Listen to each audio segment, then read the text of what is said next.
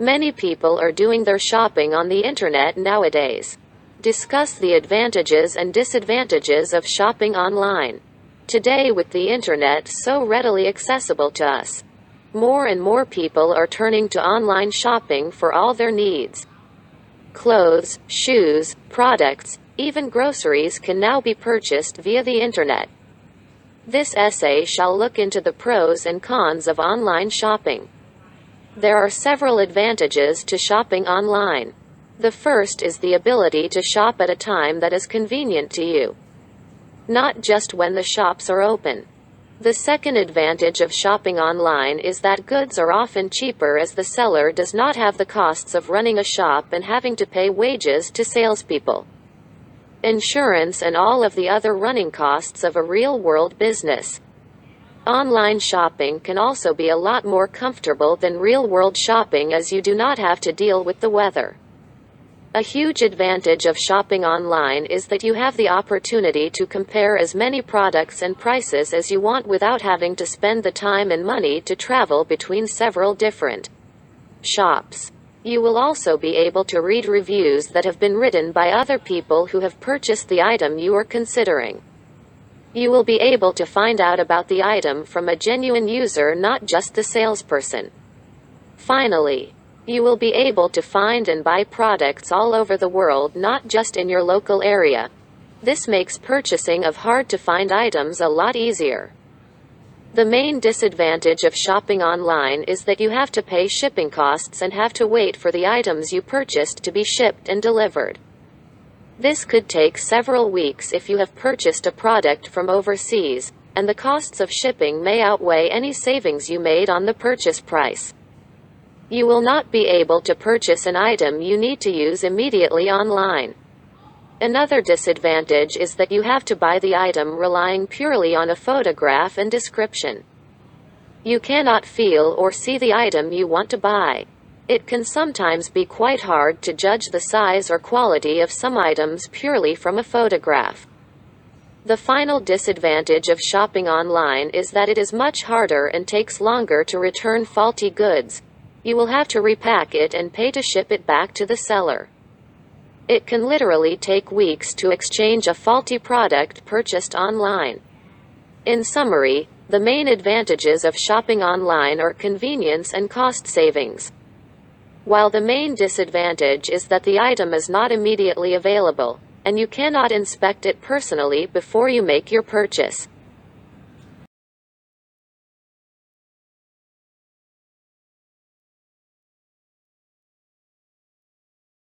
Some shops are open 24 hours a day and 7 days a week. Do you think it is a good thing for the customers, shop staff, and company as a whole? Today, we belong to a 24/7 society. All 24 hours are ours, and we should take advantage of the given time and do our best. This could be very beneficial, and because it adds to productivity. Round-the-clock shops are part of this society. Definitely, it is advantageous for the customers, staff, and the company as a whole. Customers are benefited in numerous ways. To begin with, today's work routine has changed. Many jobs require late night or early morning shifts. They may range from truck and taxi drivers to police and firefighters to hospital and manufacturing employees. People are staying up later and getting up earlier, and they need a convenient place to shop. Moreover, 24-hour stores also benefit those with more urgent needs, such as patients released from hospitals during the night in need of pain medication, and parents whose sick child needs a prescription. The growing needs of an aging population can also not be overlooked. What is more, this allows parents to shop for family needs almost any time of the day or night without interrupting crucial time with children. They can do the shopping after children go to bed. Finally, such stores are a boon for those who do not like to shop during the day because it is too busy and overcrowded. The 24-hour supermarkets have benefited job seekers too. Plenty of jobs have been created, and there are more choices for people to apply for evening work as vacancies are there for late evenings and early mornings. Full-time positions are now available for people who would like to work within the evenings or for those who can only work in the evenings. Night shifts are the only way to go for those who have day commitments such as students. Moreover, the rate of pay for evening work can sometimes be more than that during the days.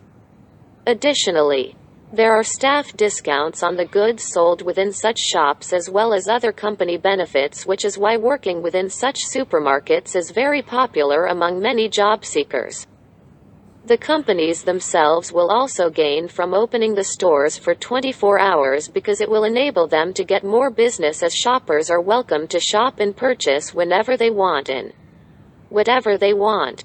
They will also be able to take on staff specifically for stacking and filling shelves because during the day there will be too many customers around to be able to fill the shelves properly.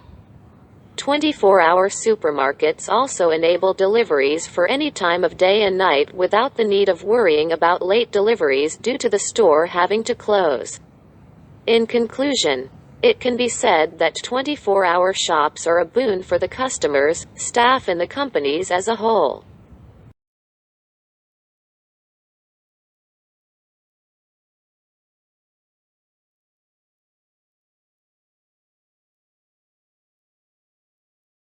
According to a survey, people involved in certain occupations and professions are seen to be honest. What is the situation in your country? Why? Honesty is the cornerstone of all success, without which confidence and ability to perform shall cease to exist. Mary Kay Ash. It is well known that some professions require people to demonstrate extra levels of honesty than other professions. For instance, those working in the medical and the teaching profession are seen to be more honest than advertisers and insurance agents. The situation is the same all over the world, and my country is no exception. In the following paragraphs, I shall put forth some reasons for this phenomenon. In some professions, being honest is the best way to maximize profits in the long run. Let us take the example of a businessman. The most effective way for a businessperson to maximize profits over a long period of time is to follow the highest standards of ethics. Ethical conduct will gain a company the kind of good reputation that earns repeat business. Treating suppliers, customers, and others fairly is likely to result in their reciprocating. Moreover, in some professions there is no room for dishonesty. For instance, in the medical profession you have to tell the correct diagnosis to the patients. A lawyer has to stick to facts and cannot afford to distort them based on his judgments. Similarly, journalists must provide news based on facts and cannot afford to present ill-founded news.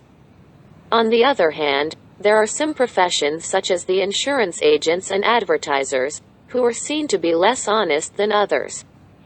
This dishonesty may not be apparent as they may not be lying about their products or services, they may just be hiding facts. Thus, undue concern with honesty in these cases might result in lower profits and perhaps ultimate business failure. However, it is difficult to generalize professions based on honesty. For instance, in the medical profession, some doctors may be prescribing an unnecessary battery of tests just for their benefit, and some insurance agents may be telling all the positive and negative points of their insurance plans to their clients. To conclude, some occupations seem to be more honest than the others. The situation is the same all over the world. However, to survive in the long run, honesty always pays.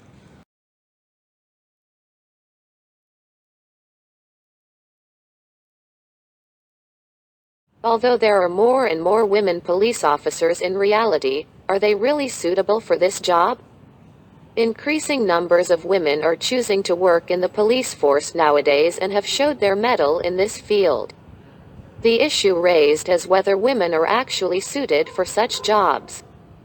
I believe that not only are women suited for such jobs, they are in fact better than men in many areas of police jobs.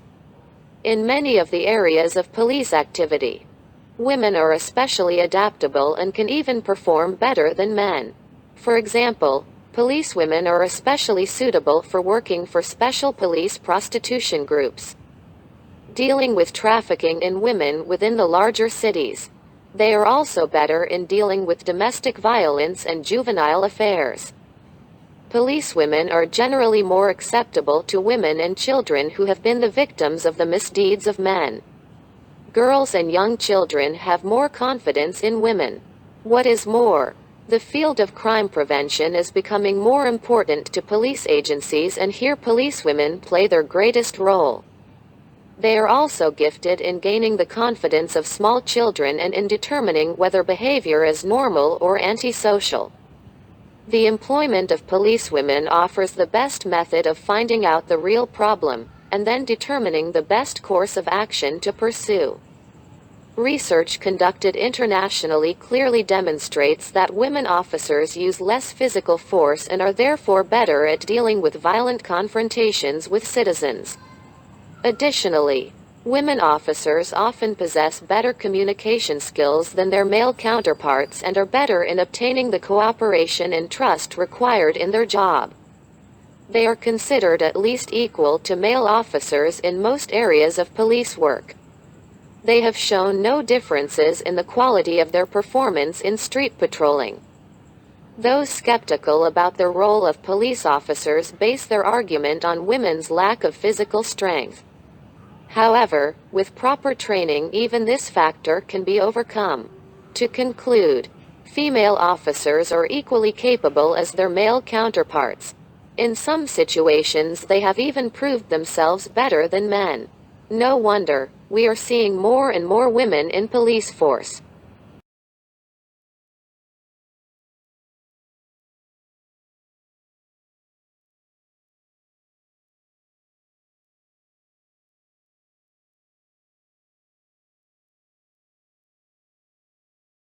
Nowadays, some professionals such as doctors, lawyers, and engineers are paid much higher than ordinary workers.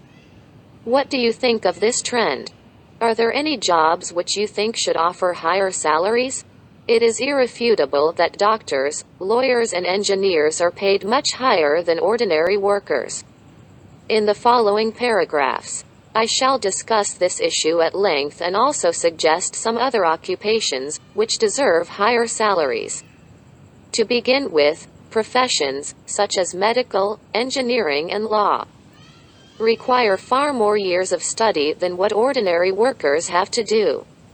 For example, for a basic MS degree, more than 5 years of study is required. And after that, to specialize in any specific field, another 3 to 5 years are required. A person with a simple MS degree does not earn all that high. Similar is the case with engineering and law professions. They have to undergo many years of struggle and training to finally reach their telephone figure salaries. Secondly, it requires a lot of financial input to attain these degrees. Many students have to take loans to study, which they have to repay later on. They may remain in debt for many years while they pay off their student loans. Therefore, their higher salaries are justified. Ordinary workers, on the other hand, do not have to spend huge amounts on their college and university fees. What is more, some of these professions are round-the-clock professions, very challenging physically as well as emotionally. Finally, it would not be wrong to say that not all such professionals are highly paid. Many of them keep struggling throughout their lives. There are many other jobs which merit higher salaries. I believe that teachers and nurses are doing commendable jobs for the society. They should be paid lucrative salaries so that people want to join these occupations. Then, there are people working in our defense services such as the Army, Navy, and Air Force. Because of them, we are leading secure lives. That is why they deserve higher pay packages. Furthermore, people working in high-risk professions such as firefighters and security guards should be paid more, and finally people in administrative posts such as IAS and IPS officers should have higher salaries. To sum up, there is no doubt that doctors, lawyers are receiving high salaries, but they rightly deserve them, and many other professions are there which need to be paid more.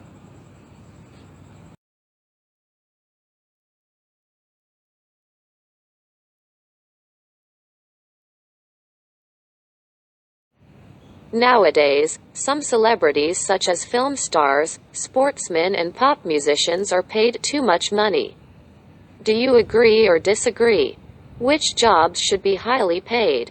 The high incomes of celebs in the field of sports and entertainment have always been a matter of dispute. I agree that they are getting high remuneration for what they are doing, but I also firmly believe that they well deserve it. In the following paragraphs I shall put my arguments to support my opinion and also suggest some other jobs, which should be highly paid. My first argument in favor of the high salaries of these celebrities is that they have a major contribution in the lives of people. They provide entertainment and inspiration, and they also bring name and fame to our country. They are role models for the society, and people follow them and listen to them. Secondly, they have a very short career span. Most of the people in the sports and entertainment field start their career at the age of 19 to 20 and retire by 33 to 35 years. Whatever these celebs earn is during these few years, and after that they face struggle. My final argument is that these celebs sacrifice their personal life completely, and so they do deserve these high salaries. They cannot enjoy the common things of life like the common man does. They are always followed by the paparazzi, and their children too always need security. This is too much price to pay for the high salaries they receive. There are many other professions which require high salaries. Doctors, teachers and nurses also serve the humanity and deserve higher salaries. Then, there are people working in our defense services such as the Army, Navy and Air Force. Because of them, we are leading secure lives. That is why they deserve higher pay packages. Furthermore, people working in high-risk professions such as firefighters and security guards should be paid more, and finally people in administrative posts such as IAS and IPS officers should have higher salaries. To sum up, people in the field of sports and entertainment well deserve their high incomes. However, there are many other professions which also deserve high salaries.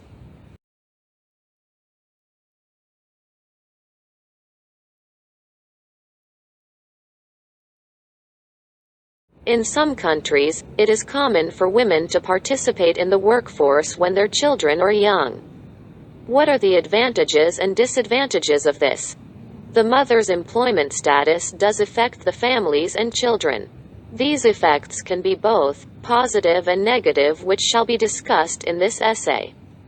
On the positive side, two family incomes are very important to make both ends meet. So women work and add to the financial status of the family. This additional income helps to provide better education and other facilities to the children. What is more, it has been seen that the children of working mothers do better academically, have better behavior and adjust themselves better socially. Another advantage is that most families accommodate to the mother's employment, and in doing so provide a family environment that works well. In two-parent families, the fathers take on a larger share of the household tasks and childcare, and this seems to have benefits for the children. Furthermore, employed mothers have a higher level of well-being than those who stay at home, and this, in turn, affects their parenting in positive ways. Therefore, the mother's employment itself does not seem to have the negative effects on the children. The society also has changed, and today we have affordable and quality daycare centers, which are a blessing for working mothers. Finally, women have proved their mettle in many fields, and the modern workplaces need their services more than anything else. The disadvantages, on the other hand, are that children need the loving and affectionate care of mothers in the early years of their lives, and if mothers go to work, then they are deprived of this to some extent. Women also need some rest after childbirth, as it is a physically and emotionally challenging time for them. Some people opine that juvenile delinquency is on the rise because mothers do not give time to their children because of going to work. To sum up, it can be said that there are both advantages and disadvantages of women going to work when their children are young. However, the pros far outweigh the cons.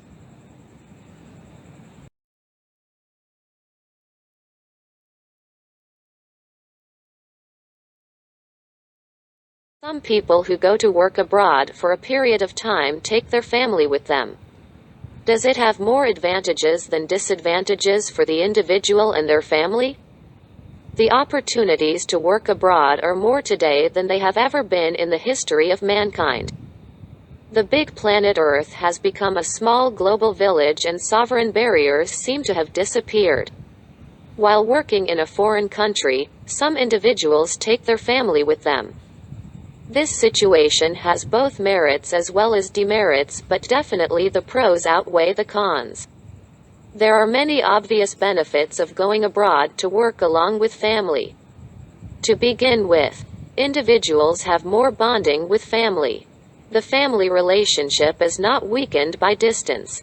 Some couples finally end up in divorce, as one or both of them cannot endure the long-term separation.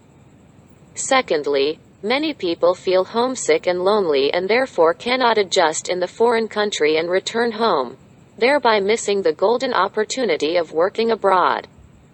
The most important point is that children, especially who are in young ages, need the care from both parents.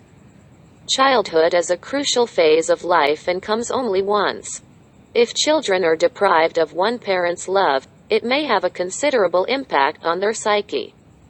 Therefore, working abroad with family can provide complete love and care to the children.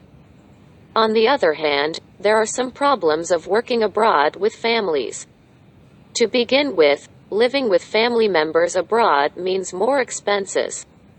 A single person can share a room with someone in the initial stages, but a complete family needs a proper house. What is more, all the members face stress of adaptation to alien surroundings. Parents themselves feel culture shock and therefore cannot help their children. To conclude, there are both advantages and disadvantages in any choice of this issue. Personally, I believe that people should decide according to their specific circumstances. If there are financial constraints, then it is better to go alone initially. However, the family should be called as early as possible.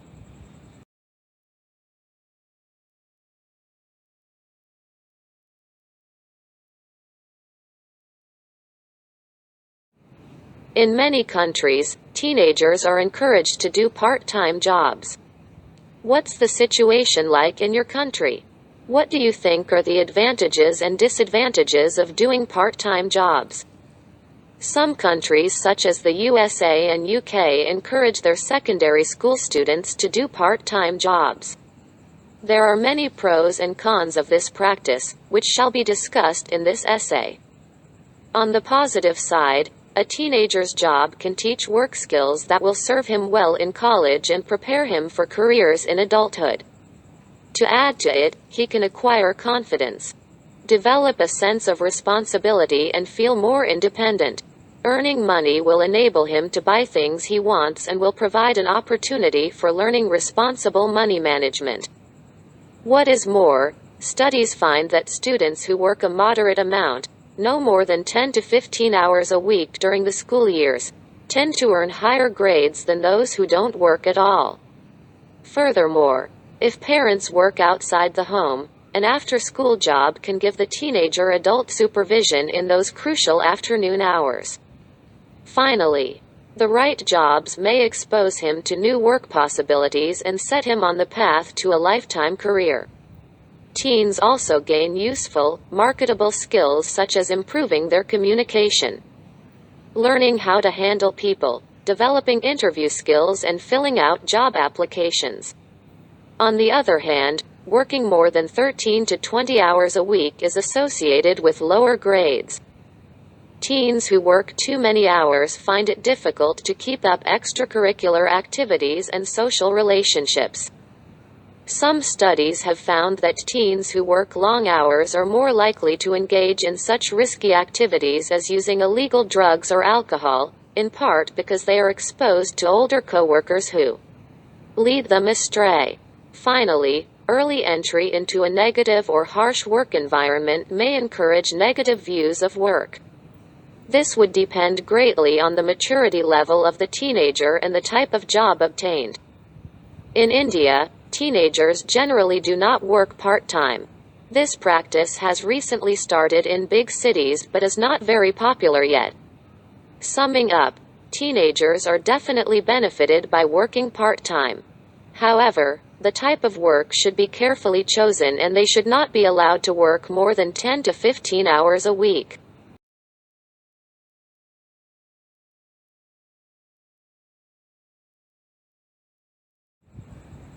In many places, women are taking jobs which are traditionally done by men. What do you think make these changes happen? What's your opinion about it? The physical and genetic differences between men and women equip them for different activities and skills. However, in today's scenario, it has been seen that women are proving their mettle even in the traditionally male-dominated jobs. This essay shall delve into the reasons for this change. The first and foremost reason is the opportunity today's women are getting. Nowadays, as more and more women in different countries have started working outside the home, it is clear that they are able to perform jobs that were traditionally only held by men. Secondly, today's woman is also going for higher education, and because of this, even the highest positions in science, politics or law, for example, can be held successfully by women. Another reason is that today anyone can be trained to do any type of job. There is also increasing scientific evidence that individual differences between people may be more important than gender differences. In other words, some women may be physically stronger than some men, while some male individuals may be more sensitive or more caring than some women. I believe that today's societies are becoming more egalitarian. Earlier, women worked in the homes in most cultures. The girl child was even denied education in many places. Even if there were employed women, they tended to dominate the so-called caring professions, such as teaching, nursing, or social work. But today, men and women are walking shoulder to shoulder in every field, and the line of demarcation between them has faded. To sum up, in the modern world, individual men and women can be trained to develop similar abilities. Differences in aptitude and talents are greater at the individual level than at the gender level. That is why women are taking up jobs traditionally thought to be men's jobs.